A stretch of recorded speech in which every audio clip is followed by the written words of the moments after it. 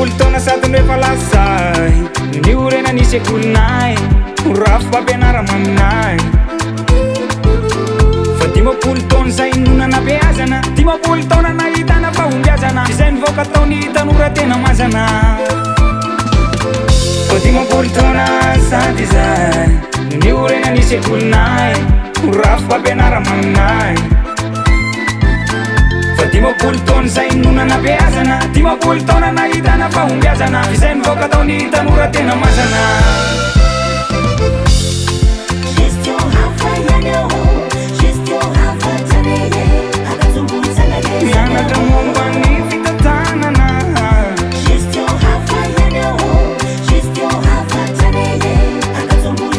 mianatra momba ny fitantanany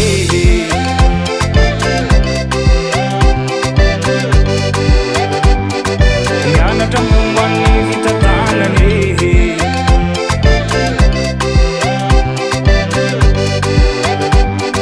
mianatra momba ny fitantanana efa saika hitanao nivoaka tao taolo PDG ministre honorable manontolo amanarivo ny fatimba amapolo fitantanana mpandroso antivirenety 3 département ireo manao moisi économie gestion arco sociologie efa saika hitanao nivoaka tao taolo PDG ministre honorable manontolo amanarivo ny fatimba amapolo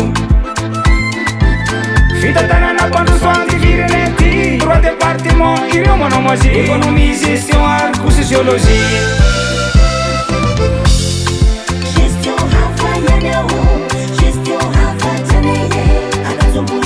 mianatra momba